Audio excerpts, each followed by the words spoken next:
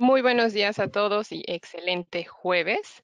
Bienvenidos a otro webinar académico con Megesh. El día de hoy tenemos modelado y protección de motores. Con mucho gusto les saluda Karen Becerril. Yo soy la encargada de marketing para nuestra área de Latinoamérica CSA. Mi correo lo pueden ver en pantalla por cualquier pregunta o duda que tengan sobre nuestro programa extenso de webinars. Con muchísimo gusto me pueden escribir directamente. Bueno, antes de comenzar, les quiero mostrar el panel de control en donde ustedes nos pueden ir enviando sus preguntas, sus consultas y al final de esta sesión vamos a dejar un espacio para poder contestar lo que más se pueda. Y bueno, recuerden también que esta sesión está siendo grabada por si ustedes tienen que retirarse, no se preocupen. El día de mañana van a estar recibiendo un correo directamente desde la plataforma indicándoles cuando ya esté lista. También los invitamos a visitar nuestra página oficial de webinars con la agenda completa, csa.meger.com/webinars y pueden ya inscribirse a todos los webinars que ya tenemos listos. Y al final de esta sesión van a estar recibiendo por la tarde su certificado de asistencia. Este les va a llegar directamente a su correo, así que también no se preocupen que lo van a recibir directamente al correo que ustedes están usando para conectarse. Muy bien, vamos a presentar a nuestro panelista del día de hoy. Él es el ingeniero Ariel Toribio, es nuestro gerente regional para el área de Latinoamérica. Él nos va a estar acompañando como panelista y nuestro presentador de hoy es Luis Tonos, el ingeniero en aplicaciones para nuestra área de CSA. Un poquito de Luis, bueno, él cuenta con más de 20 años de experiencia, con un grado de ingeniería en sistemas de potencia y un MBA, un máster en telecomunicaciones de datos. Cuenta con la norma de seguridad eléctrica en lugares de trabajo, la NFPA 70E, con vasta experiencia y conocimiento en el proceso para realizar diseño, instalación, programación y pruebas de commissioning de relés de protección y esquemas de comunicaciones en subestaciones con la IEC 61850. También cuenta con muchísima experiencia realizando estudios de cortocircuito, coordinación de las protecciones y arco eléctrico.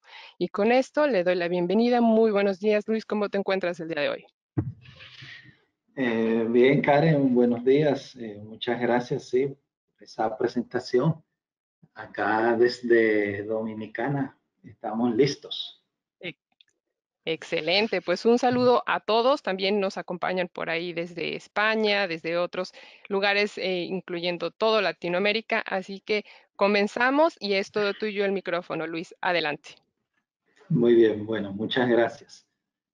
Pues este tema que tenemos para este día sobre el modelado y protección de motores lo considero muy importante porque, bueno, las plantas eléctricas, sus sistemas auxiliares tienen muchos motores y la vida de la industria en general, pues tiene que ver con motores que hacen el trabajo y mantienen los procesos, ¿ok? Ya sea ventiladores o bombas de agua. Por lo tanto, para el mundo de las protecciones, los motores son de bastante importancia. Así que, bueno, el contenido que vamos a tener en este día es que vamos a describir, ¿verdad? Hacer una introducción al motor eléctrico, a lo que son los datos de placa más importantes de los motores, cómo modelarlo, ¿verdad? Sin entrar en detalles muy profundos. ¿Qué requisitos de protección de motores nos da la norma de IEEE 3004.8 que trata sobre protección de motores en sistemas industriales y comerciales? Casi al finalizar presentaremos el estudio de un caso de arrancar un motor de 5000 HP y bueno, y finalmente estaremos viendo cómo ensayamos algunas funciones de protección de motores. ¿Ok? Entonces, bueno, empecemos con la descripción del motor eléctrico, que es una máquina, ¿verdad? Eléctrica, que es un equipo que convierte energía eléctrica en energía mecánica. ¿Ok? Cuando trabaja como motor, o energía mecánica en energía eléctrica cuando trabaja como generador. estas máquinas realizan esa conversión de energía, ¿ok? De una forma a otra por la acción de los campos magnéticos, ¿ok?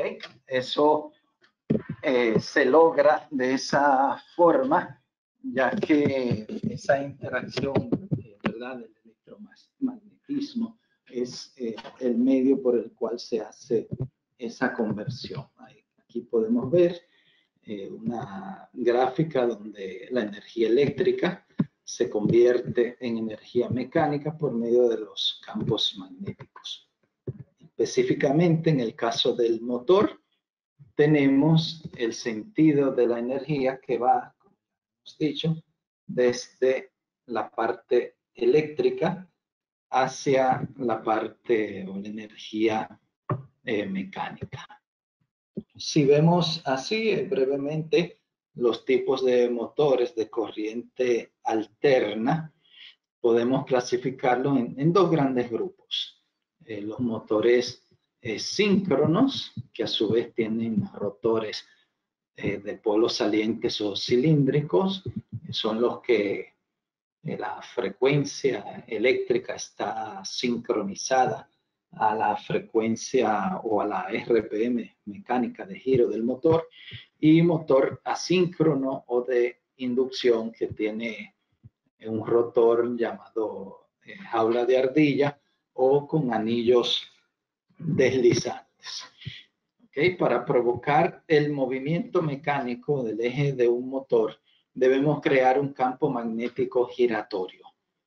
¿Okay? Esto lo logramos con los tres devanados desfasados 120 grados y conectados a un sistema trifásico de corriente alterna. ¿Okay? Primero creamos ese campo magnético giratorio por la energía eléctrica, que es el que va a provocar el movimiento rotativo del rotor de un motor. ¿Ok? Entonces, bueno, si hablamos de la velocidad del campo magnético giratorio, podemos calcularla de esta manera, con esta fórmula sencilla de F por 120 entre el número de polos del rotor. Entonces, N sub 0 sería la velocidad del campo magnético en RPM o vueltas por minuto. F es la frecuencia de alimentación en Hertz, frecuencia eléctrica, y P es el número de polos. Entonces, si tenemos un motor generador con dos polos o un par de polos, entonces la RPM serían 3600. Y así, si hay 4 polos, estamos hablando de 1800 RPM, y bueno, y así sucesivamente. Entonces, es importante conocer el comportamiento del motor con respecto a la frecuencia eléctrica de alimentación y la cantidad de polos que tiene el rotor. Si pasamos ahora a describir algunos datos de la placa de los motores, que bueno, es la información básica o fundamental para poder ajustar las funciones de protección en un relevador de motores. Veamos algunos parámetros fundamentales. Por un lado, tenemos el voltaje y la frecuencia nominal del motor. Que un motor estándar está diseñado para tolerar variaciones en ese voltaje de alimentación de más o menos un 10% y variación de la frecuencia de más o menos 5%. Los fabricantes diseñan y fabrican, construyen los motores de esta manera. ¿Ok? O sea que, ojo, que una parte muy importante de cómo proteger el motor y de asegurar que la vida útil se prolongue, de verdad, por el tiempo que el fabricante ha establecido, es que tenga una buena calidad de la energía que le alimenta. ¿Ok? ¿ok? Por eso es muy importante, así como le hacemos ensayos al motor para determinar su condición, la calidad de la energía que alimenta ese motor. Otro parámetro fundamental es la corriente nominal, o en inglés FLA, que es Full Load Amps. Es la corriente que debería estar circulando por el motor cuando tiene la carga mecánica máxima. ¿Ok? Entonces, es importante también entender la relación del par, ¿ok? O el torque con respecto a la velocidad.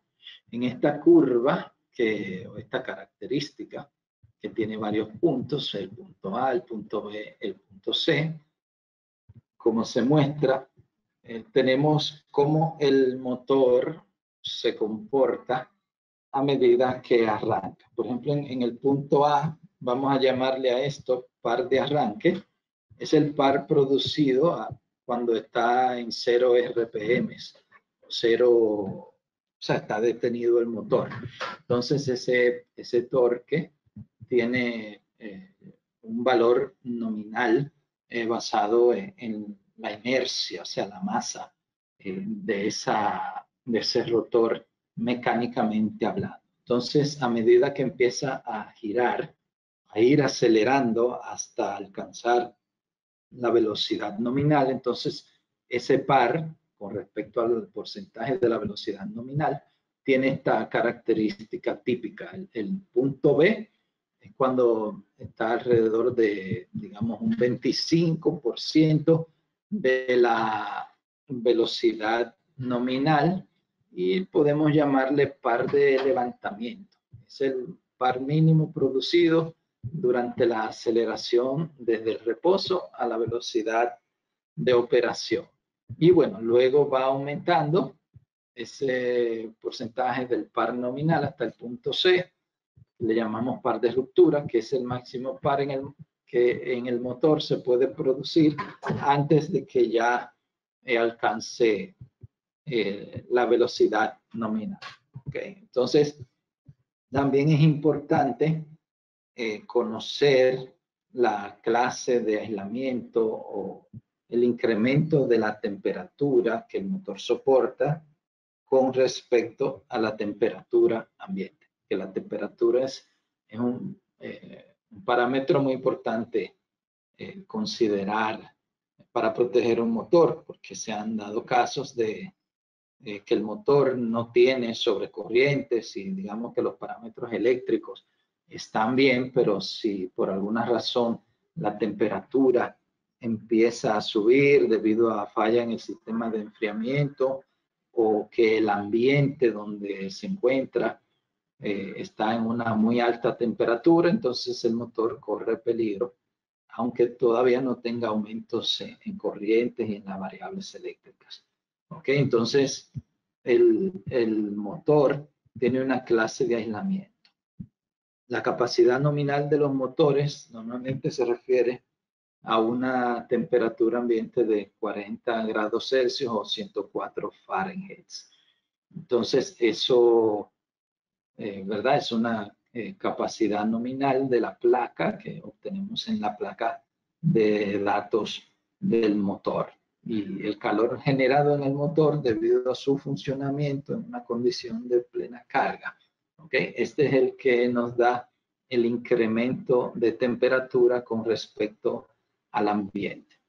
Y bueno, ya hablando de la capacidad térmica de los materiales aislantes usados en el motor, podemos decir que estos materiales se han dividido en las clases A, B, F y H, que es la capacidad térmica de los materiales aislantes en los devanados, ¿verdad? Del motor.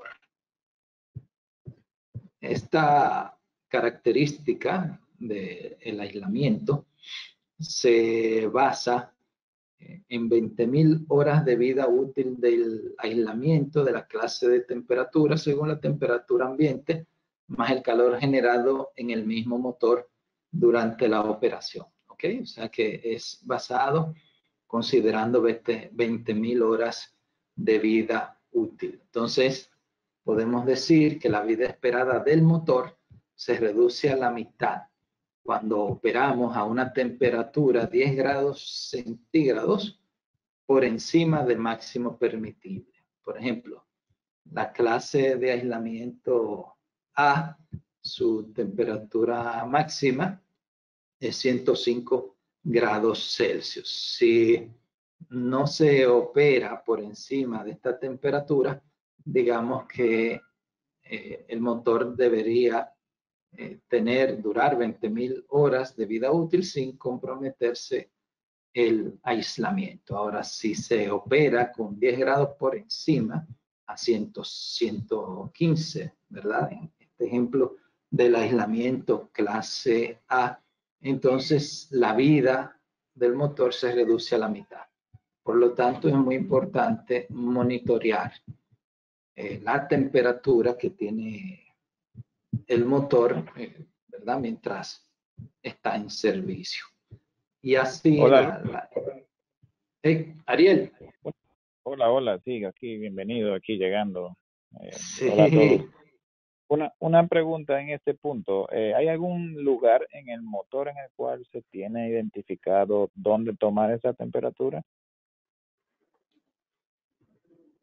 bueno, el motor puede venir internamente con detectores, ¿verdad? Los RTDs, que están colocados en diferentes partes del aislamiento, ¿ok? Del estator, y otros están colocados en los cojinetes, en ambos extremos, ¿verdad? Sabes que tiene la bola adelante y atrás. Entonces, lo recomendable es que si viene con esos detectores o sensores de temperatura, llamados RTDs, venga en el estator, o sea, midiendo ahí, y también mecánicamente en los cojinetes.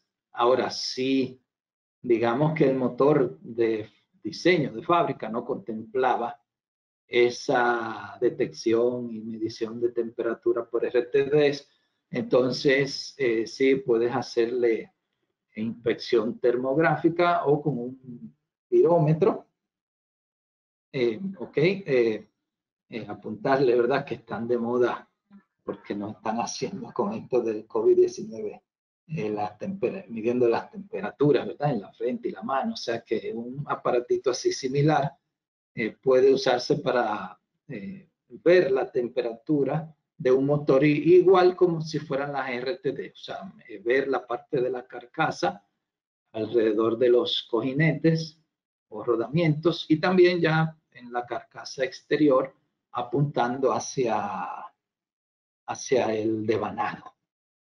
¿Ok? No sé si ahí se aclara o te contesto la pregunta. Al 100%, señor. Muchas gracias. Ya, ya. Bueno, muy bien. Entonces, a eso se refiere lo que es la clase de aislamiento y entonces es un factor muy importante, ¿ok? A la hora de proteger adecuadamente el motor, ¿ok? Otro factor importante, valga la redundancia, es el factor de servicio, que viene en la placa de los motores y bueno, oscila entre un 1.0, un 1.1, 1.15 y lo que indica, por ejemplo, en el caso de 1.15, indica que el motor es capaz de entregar los HP nominales, que el HP, una indicación de la potencia, por un 15% por encima, de manera continua, bajo condiciones usuales de servicio, sin que el aumento de temperatura exceda el valor máximo permitible de la clase de aislamiento, ¿verdad? Que habíamos mencionado en la diapositiva anterior.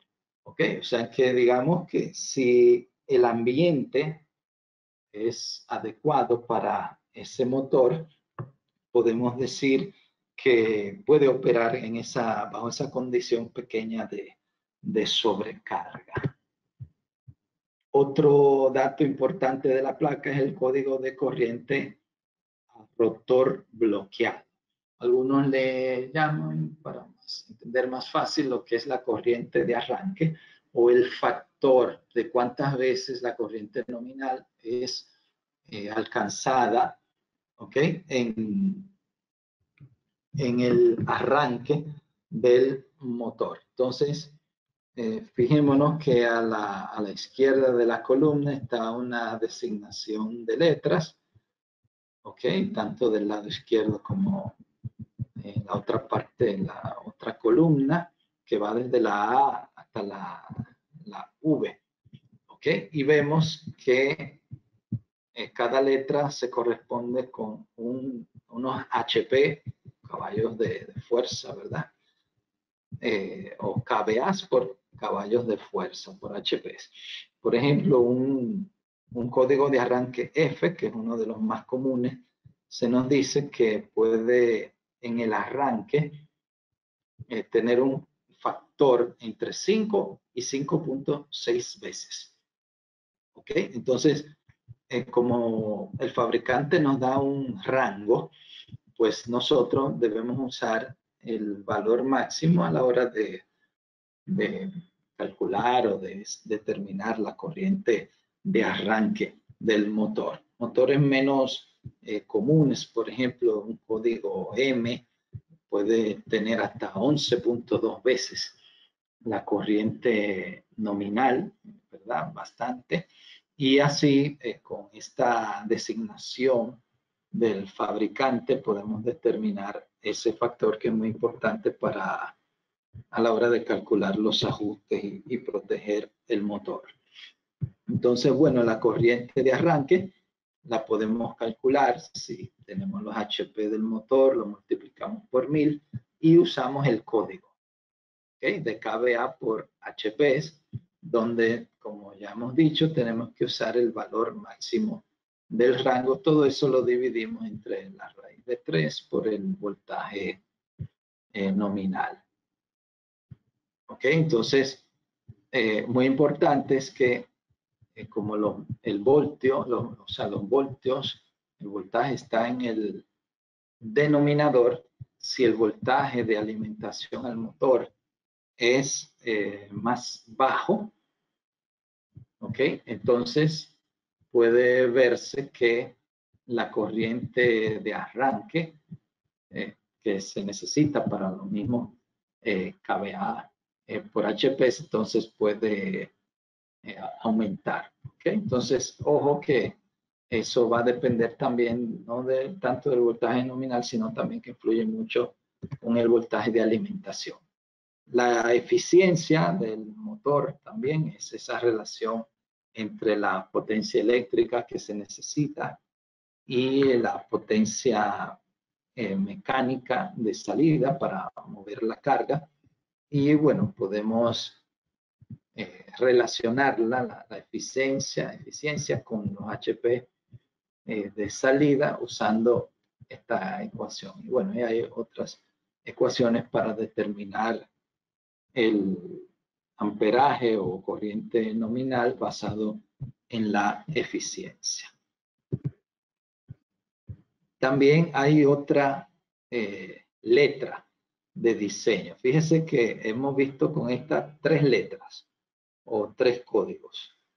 Uno es el código del aislamiento, ¿ok? Que ya vimos que está relacionado con la temperatura nominal que puede soportar sin comprometer su vida útil y que no debe ser excedido. El segundo código que vimos fue el de los kVA por HP, que se relaciona con la corriente de arranque del motor. Y ahora este tercer código es una letra de diseño que nos indica cómo es la característica del par o el torque nominal del motor con respecto a la velocidad nominal de giro. Entonces, fijémonos que la letra de diseño A tiene un porcentaje de par nominal que sube más, o sea, tiene, digamos, más torque, a medida que aumenta la velocidad. La letra tipo E, un porcentaje del par, vemos que tiene un par menor que oscila entre 150 y 200%, y así esa letra nos indica cómo es el comportamiento del par o del torque con respecto a la velocidad, que bueno, cuando vamos a seleccionar un motor debemos saber cómo se comporta la carga. Si es una bomba de agua, si es un compresor de aire, si es un ventilador de una caldera, ¿verdad? Así hay diferentes tipos de cargas. Debemos seleccionar un motor con una determinada característica que pueda mover adecuadamente esa carga. ¿Ok? Hablemos, bueno, brevemente sobre el modelado de motores. Podemos simplificarlo, ¿verdad? El modelar un motor con estos tres bloques. Primero, dividir o tener un modelado eléctrico basado en el voltaje, los parámetros eléctricos de alimentación y también en el deslizamiento que tiene la frecuencia mecánica del rotor con respecto a la frecuencia eléctrica. Entonces, como resultado de un modelo eléctrico, vamos a tener una característica ¿verdad? de energía en el tiempo, ¿ok? Con el I cuadrado de la corriente que nos va a dar esa temperatura, porque la idea es tener un modelo térmico y tomando en cuenta la resistencia del motor propiamente, del estator, y ese deslizamiento o slip de la frecuencia mecánica con respecto a la eléctrica, combinado con el modelo mecánico que ya tiene que ver con el rotor, la masa que hay que mover y el acoplamiento magnético. Entonces todo eso nos va a dar un modelo térmico con el que podemos predecir la temperatura, sea aumento o disminución de la temperatura en el motor. Este modelo se perfecciona, claro, si tenemos RTDs o detectores de medidores de temperatura usando la variación de la resistencia. ¿Ok? Entonces, al tener esos dos parámetros, diríamos, un modelo térmico calculado en base al modelo eléctrico y mecánico, combinado con las RTDs del motor, nos da un modelo térmico que podemos utilizar para proteger el motor adecuadamente, que digamos por un lado es una gran parte del componente, del total del pastel que debemos tener en cuenta para proteger un motor, pues muy importante es el modelo térmico, aunque claro, no es el único factor. Luis, una pregunta en el slide anterior. Si puedes aclarar los términos de V corta, la letra U y S, por favor. Sí, claro. La V corta es el voltaje, se refiere a la característica de la alimentación eléctrica al motor. La S viene en inglés slip o deslizamiento. Es un parámetro que en los motores indica en cuanto se retrasa la frecuencia mecánica con respecto a la frecuencia eléctrica. En un motor, claro que no es síncrono. En los motores síncronos, este parámetro, digamos, es el mismo en la parte mecánica y eléctrica, pero en los motores de inducción hay un deslizamiento, o sea, el rotor le cae atrás y persigue a la frecuencia eléctrica. Entonces, esa diferencia entre las dos frecuencias, ¿ok? Le llamamos deslizamiento, esa es la S, el slip. Bueno, estos parámetros intermedios es la corriente al cuadrado, la resistencia del motor y el deslizamiento, la letra S. Y finalmente la salida del modelo térmico, que es la U, es la temperatura. O sea, el predecir o calcular en tiempo real cuál es la temperatura del motor o su nivel de utilización térmica con respecto a su capacidad, entonces esa sería la U. ¿Ok? El motor, cuando le utilizamos una capacidad térmica al 100%, entonces podemos afectar su vida útil y se nos va a ir dañando. Entonces el modelo térmico basado en estos parámetros que hemos visto debe ser capaz de predecir qué porcentaje de la capacidad térmica está utilizando un motor en un momento determinado. Y bueno, esa es la letra U. Ok, muchísimas gracias, Luis. Obviamente, Sí. como el modelo en un motor, ya diría sincrónico, como bien decías, el modelo sería ligeramente distinto, entonces, claro, no habría esa S. Sí, el modelo, digamos, en principio es el mismo. Hay que tener un modelo eléctrico, uno mecánico para obtener el modelo térmico, pero digamos que el deslizamiento ya no es igual.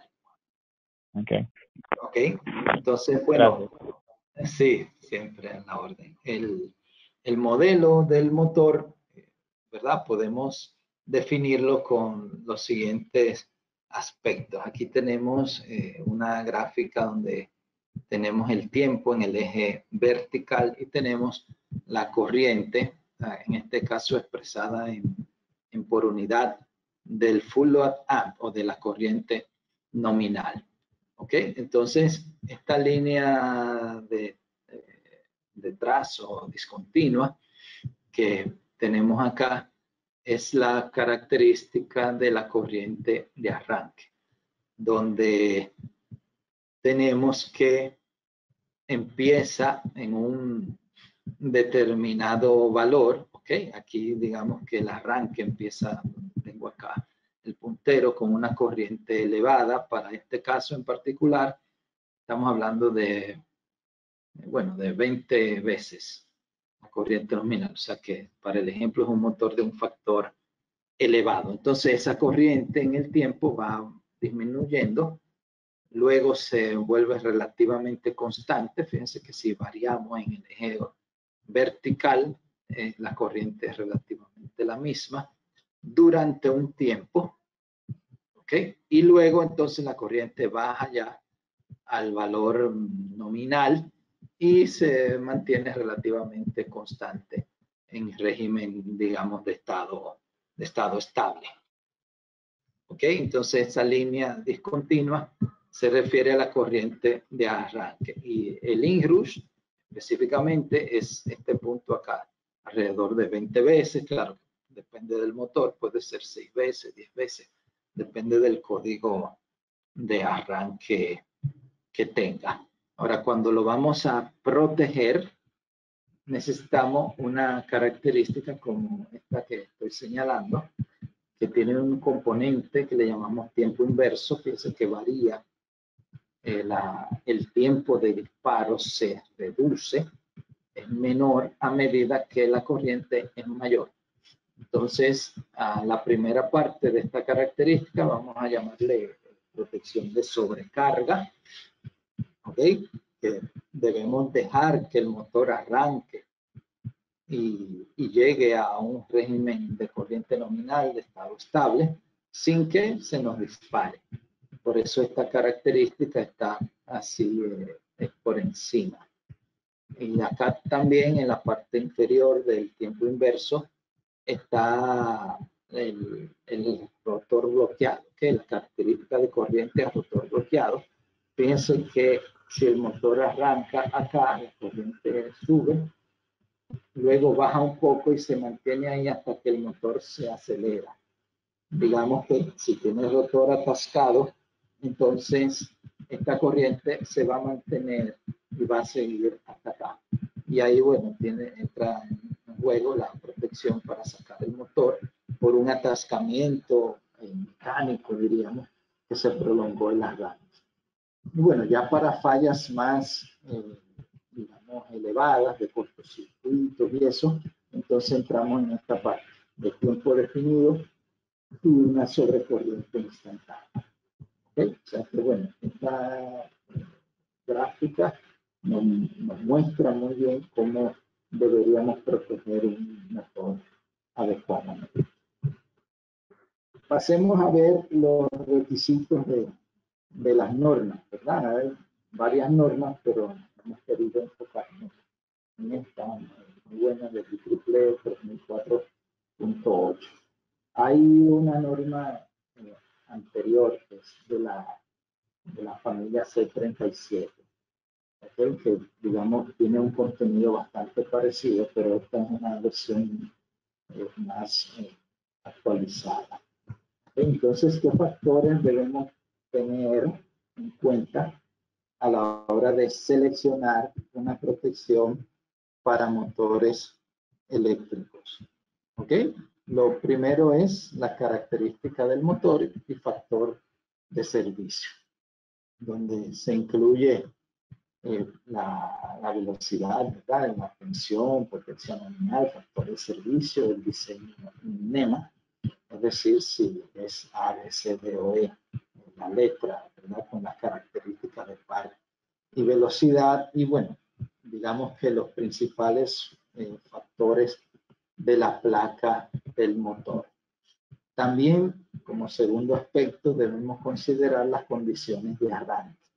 O sea, qué característica, ¿ok? ¿Qué característica tiene mecánicamente la carga? Ok, déjame acercarme un poco el micrófono. Ok, ¿qué característica tiene la carga que va a mover ese motor? Como ya hemos dicho, si es una bomba de agua que tradicionalmente arranca en pocos segundos, si es un ventilador de tiro forzado, tiro inducido de una caldera, normalmente esos duran más, entre 30 y hasta 60 segundos. O sea, el tiempo de arranque es más prolongado. Si es un compresor de aire que tiene, ¿verdad? Un arranque en 2 etapas, que le llaman estrella delta. O sea, todo eso, las condiciones de arranque hay que tenerlas en cuenta. También si arrancamos a tensión plena o primero le queremos aplicar un voltaje reducido al motor y luego írselo incrementando gradualmente. O sea, todo eso debemos tenerlo en cuenta a la hora de evaluar las condiciones de arranque del motor. ¿Ok? Sabemos que durante el arranque del motor, el nivel de voltaje en los terminales debe mantenerse como mínimo, ¿verdad? Aproximadamente 80% del voltaje nominal o por encima para un motor de diseño NEMA B con la característica de par y velocidad tipo B, que tiene un par de arranque de un 150%. El par del motor está relacionado con el cuadrado del voltaje en los terminales. ¿Ok? Para una caída, por ejemplo, de voltaje de un 80%, el par sería 0.8 al cuadrado por 150, que es el par de arranque nominal. Entonces, fíjese cómo se cae apenas a un 96%. Entonces, si ese porcentaje del par no es suficiente para mover la parte mecánica, entonces el motor no va a poder despegar, ¿okay? Arrancar la parte mecánica si el voltaje de alimentación cuando está arrancando se cae muy por debajo. O sea que ojo con los porcentajes y las caídas de voltaje a la hora de arrancar el motor.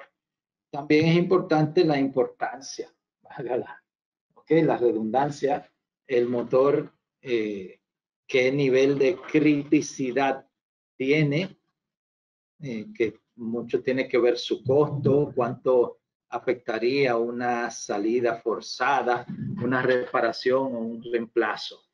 Okay, un motor que es muy importante para la continuidad operativa de una planta o la seguridad de un proceso, podría incluir fallas no graves. Para fallas no graves, una alarma antes del disparo, de modo que pueda realizarse una intervención del operador antes de que dispare, si es así de tanta alta criticidad para un determinado proceso. También hay que tener en cuenta, como punto 4, tipo y capacidad del dispositivo de interrupción, si es un contactor de baja o media tensión o si es un interruptor, ¿verdad?, que se está usando. Entonces ahí hay que configurar los relés de una forma ligeramente distinta en las lógicas de disparos. Y es importante qué tipo de aterrizaje tiene el sistema que alimenta el motor, que a veces los sistemas están con un sistema referenciado a tierra que produce corrientes bajas para fallas a tierra, entonces hay que saber cómo proteger el motor de esta forma. Ok, vamos a ver algunos criterios en base a mi experiencia y lo que recomienda esta norma, ok, de cómo deberíamos proteger adecuadamente el motor. Ok, no lo vamos a mencionar todos, ¿verdad? Ahí veo que el tiempo está avanzando, pero pongamos lo más importantes. Por un lado, la función de bajo voltaje, que tiene código 27, es una función que es importante que el motor la tenga, porque sabemos que para mantener la misma potencia, si el voltaje de alimentación está muy bajo, ya hemos visto que el torque del motor se reduce considerablemente y puede entrar en sobrecorriente, puede detenerte la carga y bueno, es una función importante. Entonces, esta se activa cuando la tensión de entrada cae por debajo de un valor predeterminado. Obviamente, hay que ponerle un retardo de tiempo, de modo que no haya disparo por las caídas de tensión normales cuando el motor mismo está arrancando o cuando hay transitorios en la red. ¿Okay? Un valor típico, ¿okay? Eso lo he visto muchísimas veces, que el bajo voltaje se le pone un 80%, ¿ok? Y un retardo entre 3 y 5 segundos para darle tiempo a que en el arranque no se le vaya a disparar si el voltaje cae muy por debajo. Eso es valores típicos, 80%, 5 segundos. Y a esta característica le llamamos tiempo definido. Aunque en otras ocasiones he visto curvas de tiempo inverso en funciones de voltaje, que son muy poco probables, ¿ok? Pero pueden aparecer. Luis, y esta función, digamos, si yo tengo un arranque en pasos, diferentes pasos de voltaje, como manera de arranque, ¿aplicaría también o esto aplicaría para algún tipo específico de arranque motores? Esto que acabas de decir. Sí, bueno, muy buena pregunta. Esta función aplica cuando arrancas más a tensión plena, así, o sea que no es por paso, sino un arranque directo, o cuando ya el motor está en servicio. Ok, que si le aplicas un arranque así escalonado de niveles de voltaje o frecuencia, entonces como el arranque va a demorar más tiempo, va a haber una caída ahí de tensión, aunque normalmente no debe llegar al 80%. ¿Ok?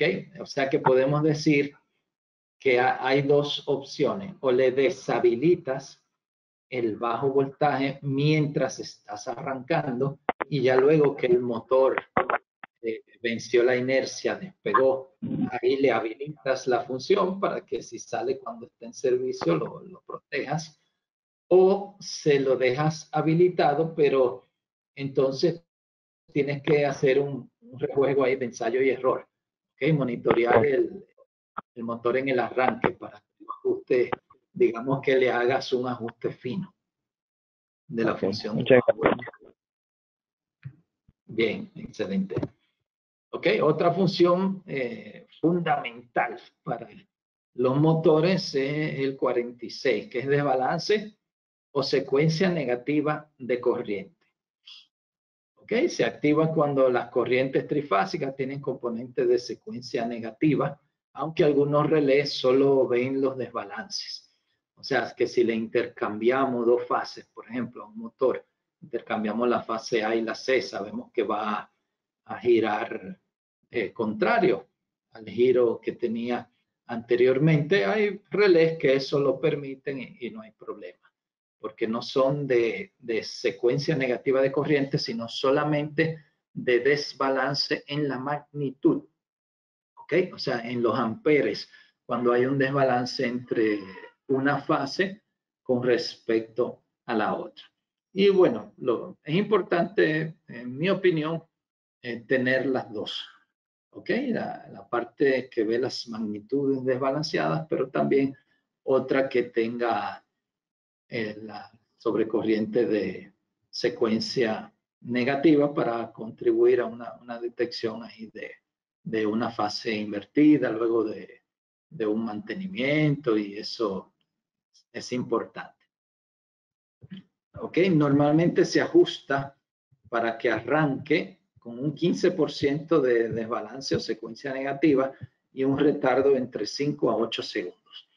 Esto acá, ¿verdad? Son muchos ajustes son tabulares y en base a las prácticas aprendidas a lo largo de los años.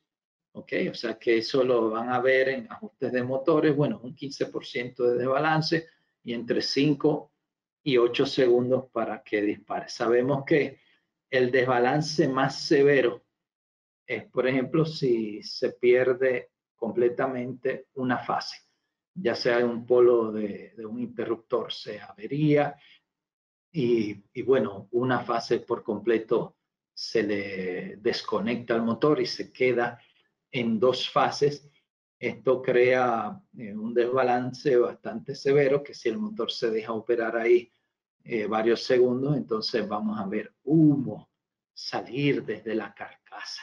Y no queremos jamás, es verdad, que llegue ahí, porque como ingeniero de protecciones nos sientan en un cuarto y vienen las preguntas que no nos gusta responder. ¿Okay? Entonces pongámosle bien ese tiempo ahí, que ese motor salga de servicio antes de dañarse. Se utiliza para evitar ese sobrecalentamiento excesivo, tanto en el rotor como en el núcleo del estator, ya que los desbalances o corrientes de secuencia negativa provocan corrientes circulantes en el rotor que causan ese calentamiento. ¿Ok? Ahí mismo tenemos la secuencia negativa de voltaje, que es el código ANSI 47. Digamos que nada, el motor no ha perdido fase, los interruptores también, pero digamos que el voltaje de alimentación se desbalancea por un problema aguas arriba. Entonces, cuando ocurre un desbalance de un 5% en los voltajes hacia el motor, eso provoca una corriente de secuencia negativa de 30. ¿Ok? O sea que un pequeñito, digamos, pequeñito relativamente desbalance en los voltajes produce un gran desbalance en las corrientes. Entonces, ojo, que muchas veces veo que esta función la dejan deshabilitada porque, bueno, tenemos la de corriente ahí que detectaría el desbalance, pero también es importante el 47. ¿Ok? Se ajusta para que arranque con un 5% de desbalance de voltaje y un retardo de 3 a 5 segundos. ¿Ok? La protección térmica, y bueno, vamos a pisar un poco el acelerador para a las 12 ir ir terminando, ¿ok? Con precaución el acelerador, ¿verdad? Hablemos de la protección térmica, que es el código ANSI 49. Aquí, digamos, radica el corazón de una protección completa de un motor, que podemos usar las funciones tradicionales como el 46, la sobrecorriente, ¿verdad? Los desbalances, tanto en las corrientes como en los voltajes. Pero si no consideramos el modelo térmico, determinar la capacidad térmica que estamos utilizando en el motor, bueno, yo lo he visto, motores se han quemado sin haber sobrecorrientes. Y entonces están los ingenieros rascándose la cabeza, ¿por qué rayos se dañó este motor si el relé no, o sea, cuando vino a operar el relé, que se activó un cortocircuito, era porque el motor, bueno, ya estaba quemado en su totalidad. Entonces, ¿por qué el relé no detectó con antelación, sino que se comportó de forma reactiva y no preventiva o proactiva para detectar y eliminar la falla? Bueno, muchas veces porque no está configurado para nada o no está configurado adecuadamente la protección térmica. ¿Ok? Se utiliza para prevenir que esa temperatura en el devanado del estator o los componentes del motor aumente a valores peligrosos. Entonces, hay situaciones en que se pueden provocar, como hemos dicho, altas temperaturas en los motores debido a problemas externos, o mecánicos, o de rodamientos, o fricción. También altas temperaturas provocadas por una temperatura ambiente, ¿ok? Entonces es bueno complementar, si el motor es muy importante y se justifica, ¿verdad? Económicamente, que tenga los detectores de temperatura, los RTDs, para complementar y mejorar, digamos, hacer la protección más preventiva y proactiva y no tanto reactiva, que sea, bueno, cuando ya todo está perdido. Luis, en tu experiencia de protecciones, ¿esto es una función que es estándar en los relés de protección de motor en su gran mayoría? Sí, diríamos que en los relés modernos de tecnología de microprocesadores, su gran mayoría viene con esta función 49 disponible. Lo que yo he visto es que no se configura mucho. O sea, sabes que de un relé de protección del 100%, tú vas y revisas y utilizamos un 30, un 40, un 50, en términos generales, ¿verdad? Hay instalaciones sí que se esmeran mucho, se preocupan porque la protección esté muy bien protegida y bueno, y le sacan todo el provecho a la funcionalidad del relé. Pero en términos generales, ¿verdad? Sin hacer así categorizaciones, he visto que en muchos casos la función está disponible, pero no se está utilizando. ¿Ok? Porque... Ajá.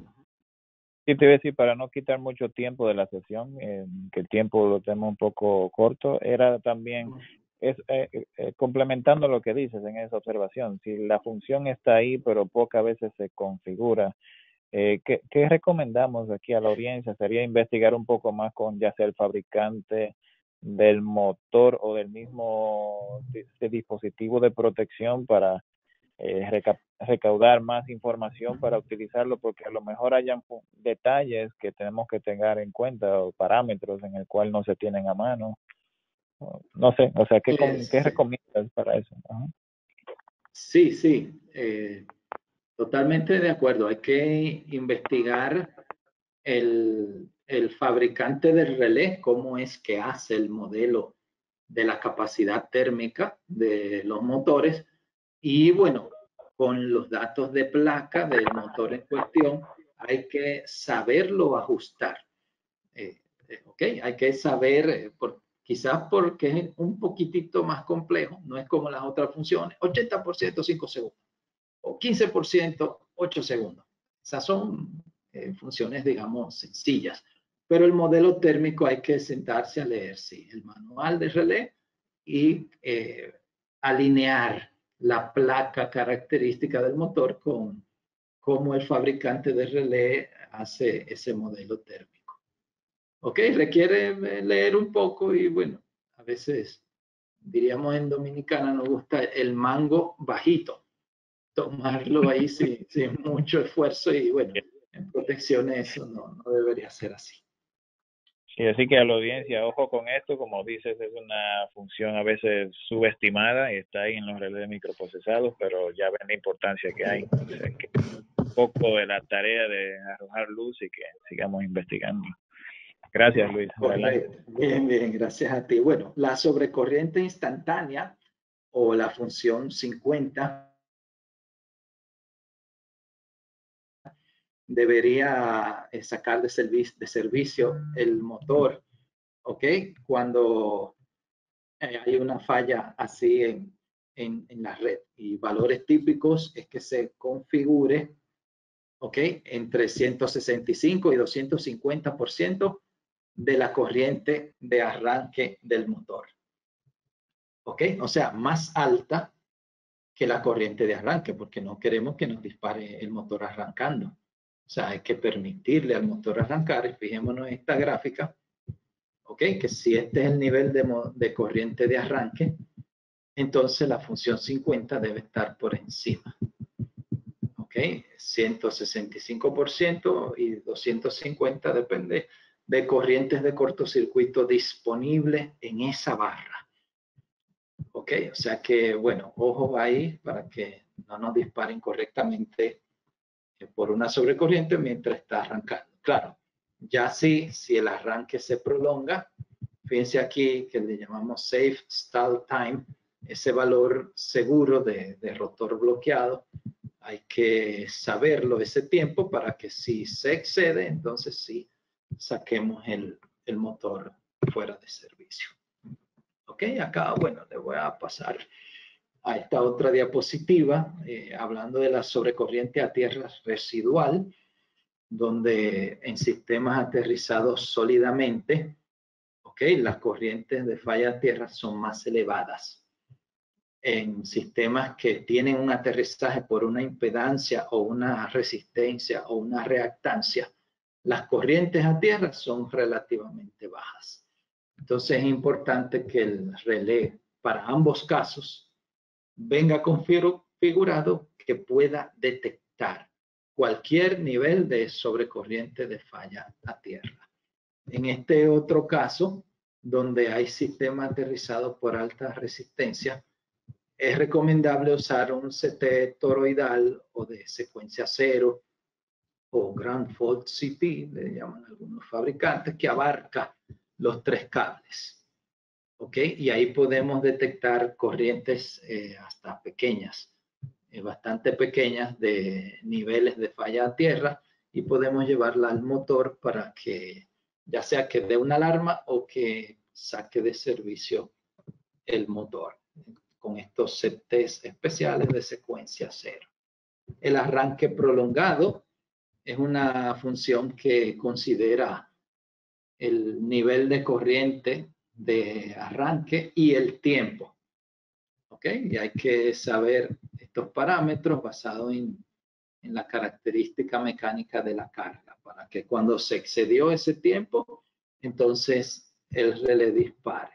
Acá en este caso, diríamos que normalmente se ajusta entre 3 a 5 segundos luego del tiempo de aceleración de esa carga. Si el motor normalmente arranca en 30 segundos, digamos que podemos ponerlo en 35 para que dispare.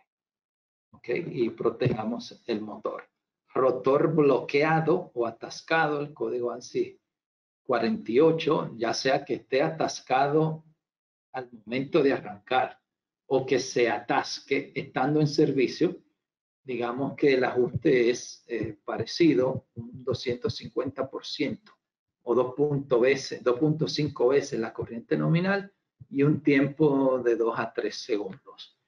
¿Okay? Esto ocurre mucho en bombas de agua de circulación, por ejemplo, que pueden recibir del mar ramas y situaciones que puedan bloquear ese rotor, o motores de pulverizadores de carbón o molinos, que a veces la piedra del molino es muy fuerte y esa mesa que la pulveriza se atasca. Entonces es importante que tenga esta función de rotor bloqueado. Ok, ya para finalizar, okay, en 5 minutos estamos ya recogiendo.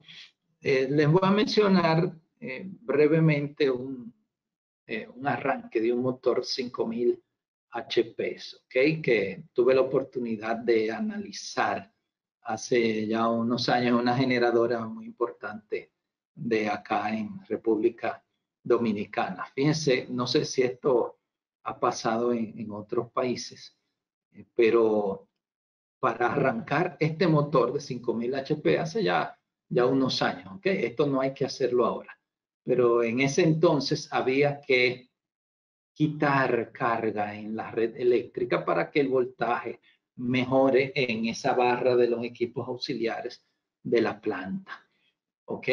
Porque si no, si el voltaje al momento de arrancar estaba relativamente bajo, entonces toda esa barra y la planta se iba a ir por mínima tensión o la función 27. Entonces pusimos un equipo, ¿verdad? Analizador para graficar los voltajes.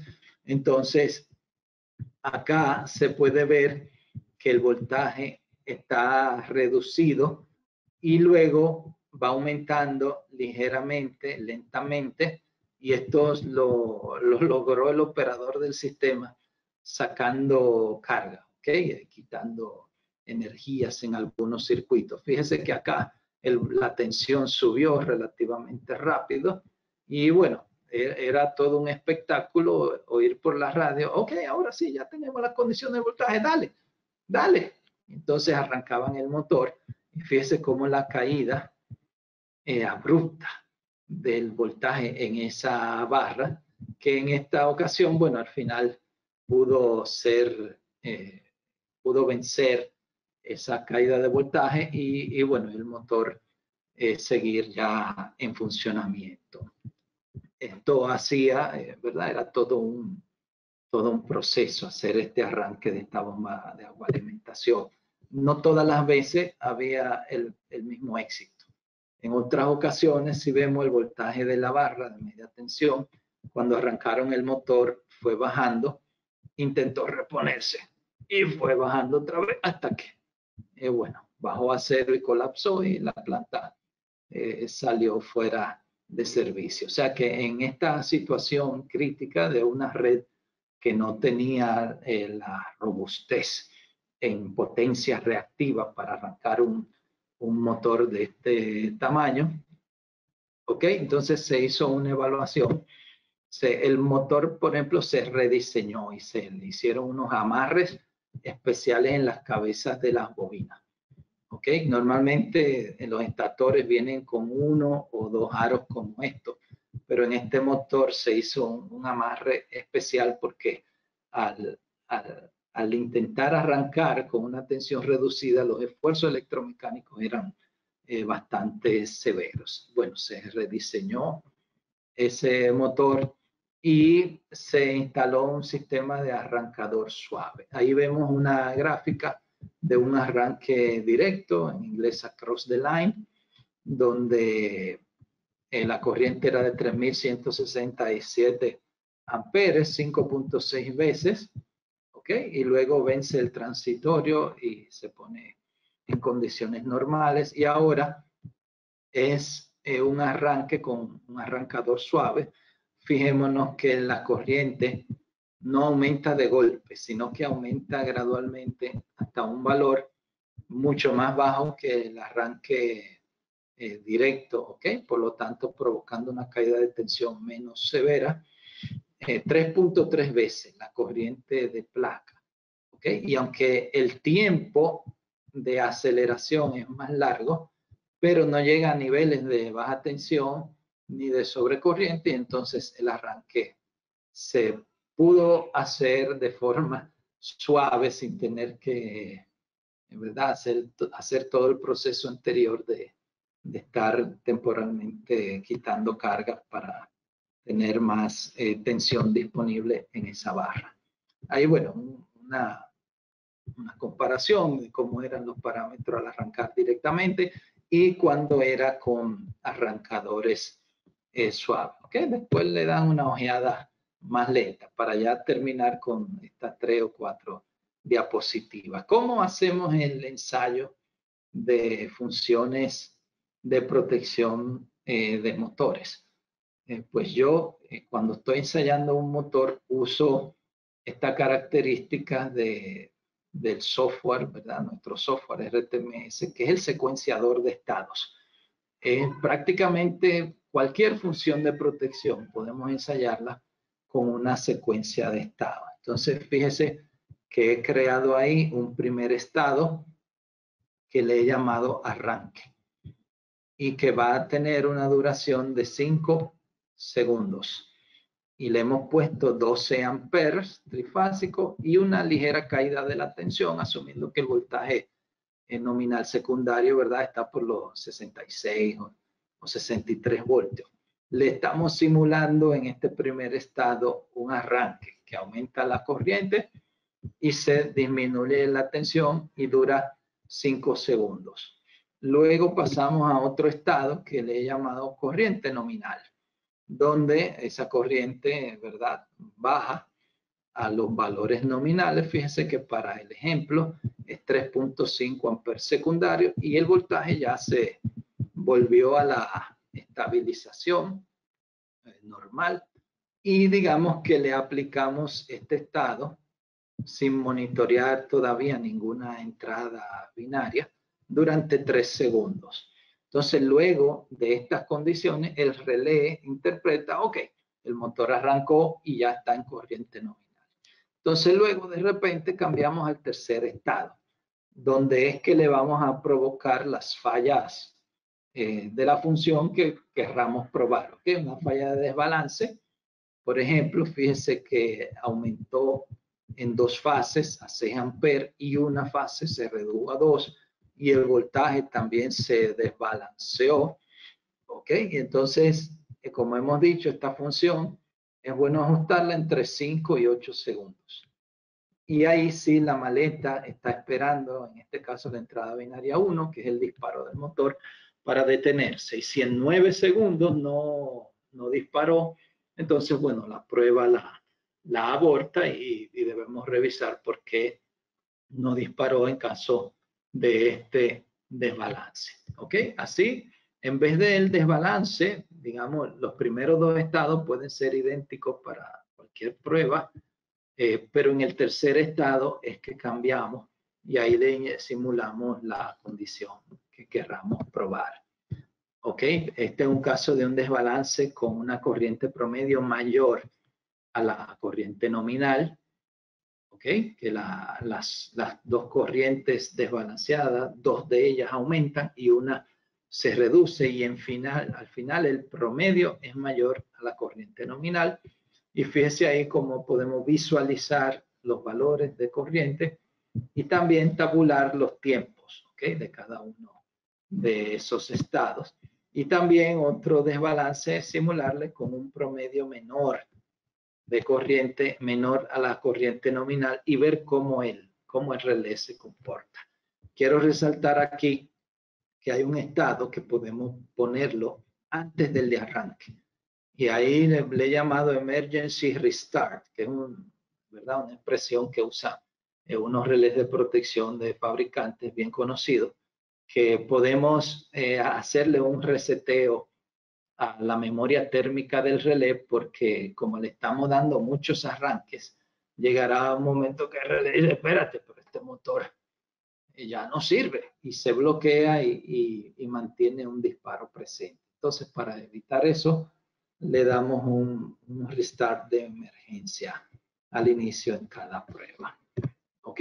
Así que, bueno, ya para resumir, hemos visto estos seis puntos, ¿verdad? Primero describimos el motor, vimos datos de placa, ligeramente el modelado de motores, requisitos, ¿verdad? No todos, pero los más importantes para proteger a los motores según esta norma de IEEE, el estudio de caso y, bueno, brevemente, usando secuencia de estados, cómo podemos ensayar todas las funciones de protección de un motor.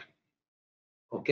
Así que, bueno, de mi parte, esta es la información, ¿verdad?, que queríamos transmitirle. ¿Ok? Así que, bueno, vamos a finalizar, dar un espacio a preguntas y eso. ¿Qué te parece, Ariel? Excelente, sí. Muchísimas gracias, Luis, por la sesión. Desde ya, en nombre de la audiencia, te facilito por la calidad del material preparado y tu propiedad única de hacer este material bastante complejo, digerible para la audiencia. En los siguientes momentos le cedo la palabra ahora a Karen, que tiene unas informaciones muy importantes de tanto este webinar y futuras actividades que estamos planificando. Adelante, Karen. Así es, muchísimas gracias, Ariel, y también muchísimas gracias, Luis, por toda esta información. Claro que sí, antes de pasar a la sesión de preguntas, les quiero invitar al próximo webinar académico, que es el jueves de julio. Este es sobre los cables de media tensión en cable submarino. Nuestro ingeniero en aplicaciones, Ricardo Puig, directamente entrando a csa.meger.com/webinar, y entonces ya recuerden que con nosotros ese jueves. Y ahora sí podemos ir a las... Y también queremos invitarlos a que nos sigan en las redes sociales, conecten con nosotros. Estamos en Facebook, Instagram, tenemos también nuestro canal de como Meger CSA. Y tenemos un grupo privado para webinars. Entonces, pues, pueden inscribirse, bueno, para solicitar este grupo. Y ahora sí, bueno, tenemos varias consultas, vamos a tratar de contestar lo que más se pueda y vamos a empezar con la primera, que dice así, Luis. ¿Cuál es la tensión de impulso máxima que admiten los motores? Tensión de impulso. Bueno, el término así, tensión de impulso, me viene a la mente lo que es el BIL, el BIL, Basic Impulse Insulation Level, que es un nivel de tensión al impulso, o sea, a las descargas atmosféricas que los fabricantes ensayan en las máquinas eléctricas, ¿ok? Motores, transformadores, generadores, según el voltaje nominal. ¿Ok? O sea que, bueno, si se refiere a eso, a la tensión al impulso, que es esa onda, ¿verdad? De 50 milisegundos, y bueno, hay todo un protocolo para hacer ese ensayo, depende del voltaje nominal. ¿Ok? Por ejemplo, diría así, dando ejemplos ilustrativos, para un motor de media tensión de 4160, el BIL, o sea, la tensión al impulso puede ser 30.000 o 40.000 voltios. ¿Ok? O sea que la respuesta sería que depende del voltaje nominal. O sea, la tensión máxima al impulso depende de qué nivel de tensión tenga el motor, que mientras más alto es el voltaje, pues también más alto va a ser la tensión al impulso. Por ejemplo, para 138 kilovoltios, aunque claro, no tenemos motores así a 138.000 voltios, pero la tensión básica del impulso, el BIL, está por los 650.000 voltios. ¿Ok? O sea que habría que ir a las tablas para ver cada caso en particular. Podemos pasar a la... Muchas gracias. Ok. Entonces, la siguiente pregunta es, ¿qué norma o paper indica la vida promedio de motores? Así, una norma que indique la vida promedio, yo la desconozco, tengo que investigar un poco. Lo que sí se me ocurre es el fabricante, ¿verdad?, de normas en Estados Unidos, el NEMA, la asociación esta de fabricantes, sí habla de 20.000 horas cuando hace la clasificación de la temperatura del aislamiento. ¿Ok? Ellos dicen, bueno, que si el motor en su vida útil no le excedes esta temperatura máxima, por ejemplo, para las clases que vimos, puede estar entre 105 grados Celsius o 130 o alguna más. Si no se le excede esa temperatura, entonces el motor debería, o el aislamiento de ese motor debería soportar sin problema 20.000 horas. Entonces los motores que se ajustan o se adhieren a esta fabricación NEMA, digamos que por ahí debería por lo menos tener esas 20.000 horas. Pero ya así de la vida útil que uno diga, bueno, tienes que cambiarlo a los 10 años o a los 15, sabemos que hay mucho mantenimiento basado en que con los ensayos que le hagamos, ¿verdad? Con los equipos Baker y hacerle tecnología predictiva y todo eso, un motor de muchos años con un buen mantenimiento y buena tecnología predictiva, se le puede prolongar su vida útil más allá de lo que tradicionalmente, digamos que duraría. O sea que ojo con eso, que el mantenimiento basado en condición puede alargar la vida útil y así, digamos, no.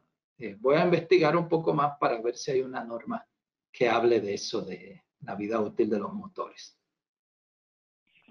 Luisa, hablando de normas en específico, sí, también, al principio tú hacías la recomendación de que, bueno, que se especificaba los rangos de voltaje y frecuencia en un motor, que no pasar en más o menos 10% de tensión y más o menos de frecuencia, más o menos 5% para la frecuencia.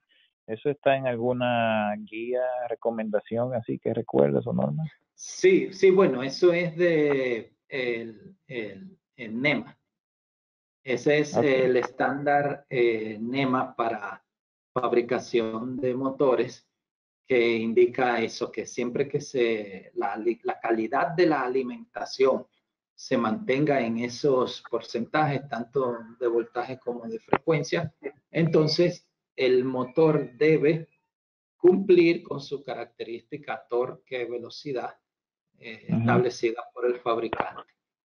Si le pones una alimentación fuera de esos rangos, ya el fabricante no tiene la culpa de que la característica torque no se cumpla. Claro, desde luego.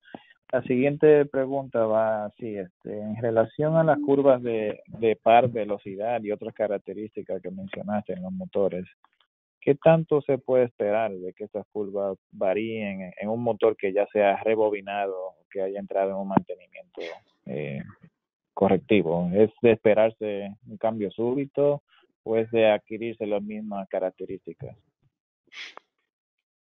Bueno, depende, digamos, de la calidad del rebobinado, porque hay talleres que no tienen tanta precisión a la hora de rebobinar y reparar un motor, perdón, y entonces las características eléctricas varían y uno mismo es que tiene que, digamos, volverse una especie de científico y determinarla, poniéndole, ¿verdad?, los aparatos, los osciloscopios y midiéndole con carga y sin carga esa característica.